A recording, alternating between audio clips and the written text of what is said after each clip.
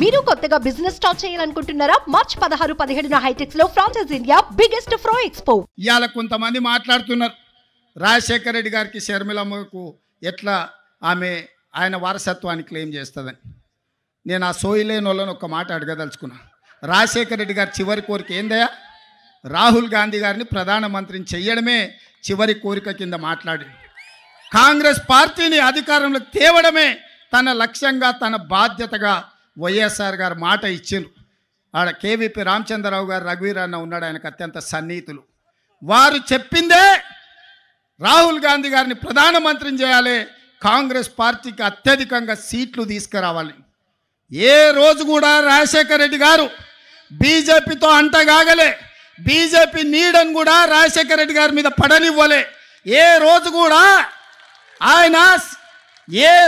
కూడా సెక్యులర్ ఫోర్సెస్కు వెనకాల నిలబడ్డాడు. ఏ రోజు కూడా కమ్యూనల్ ఫోర్సెస్తో అంటగాగలే.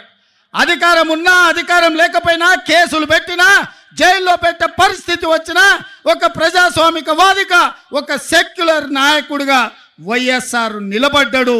మరి వైఎస్ఆర్ వారసులమని చెప్పుకునేటోళ్ళు ఇవాళ ఎవరి పక్కన నిలబడ్డారు, ఎవరి ఆశయం కోసం కొట్లాడుతున్నారని నేను అడుగుతున్నా. ఇదేనా వైఎస్ఆర్ వారసుడిగా మీరు చేసేది?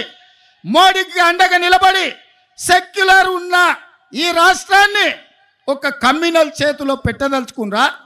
షర్మిలమ్మ అడిగినట్టుగా మణిపూర్లో లక్షలాది మంది నిరాశ్రయులై వేలాది మందిని చంపుతుంటే మోడీ ప్రభుత్వం ముష్కరులకు అండగా నిలబడితే ఒక్కసారైనా మీరు ప్రశ్నించినరా అని నేను అడుగుతున్నా.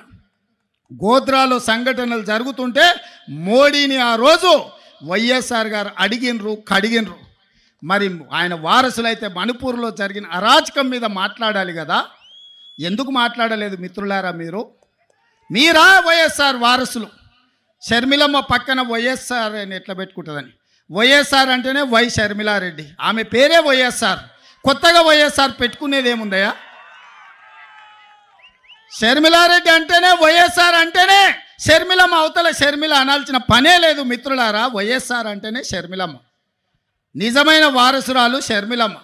ఎందుకంటే రాహుల్ గాంధీ గారిని ప్రధానమంత్రిని చేయాలన్న ఆలోచన, కాంగ్రెస్ పార్టీని గెలిపించాలన్న ఆలోచన, ఆంధ్రప్రదేశ్ ప్రజలకు అండగా నిలబడి మీ కష్టాలు కన్నీళ్లు తూడవడానికి మీకోసం అవసరమైతే ఆనాడు చేవెళ్ళ నుంచి ఇచ్చాపురం వరకు రాజశేఖర రెడ్డి గారు ఏ విధంగా అయితే పాదయాత్ర చేసిండో 94 నుంచి 2004 వరకు 10 సంవత్సరాలు ఆయన ప్రతి నిమిషం, ప్రతి క్షణం ప్రజల కోసం కొట్లాడి 99 ప్రతిపక్ష పాత్ర పోషిస్తే 5 ఏళ్ళు అహర్నిశలు చట్టసభలలో నిటారుగా నిలబడి పట్టుబట్టిండు, పడగొట్టిండు ఆనాటి ప్రభుత్వాన్ని.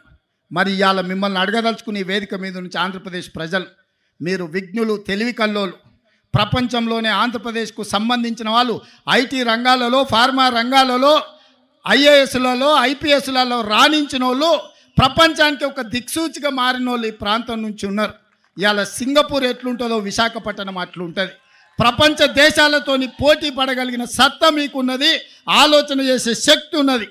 మరి ఇవాళ మీ తరఫున కొట్లాడేటోళ్ళు ఉండాల్సిన అవసరం ఉందా లేదా ఆలోచన చేయండి. సుమన్ టీవీలో మీ పర్సనల్ అండ్ బిజినెస్ ప్రమోషన్స్ కోసం కింది నెంబర్కి కాంటాక్ట్ చేయండి.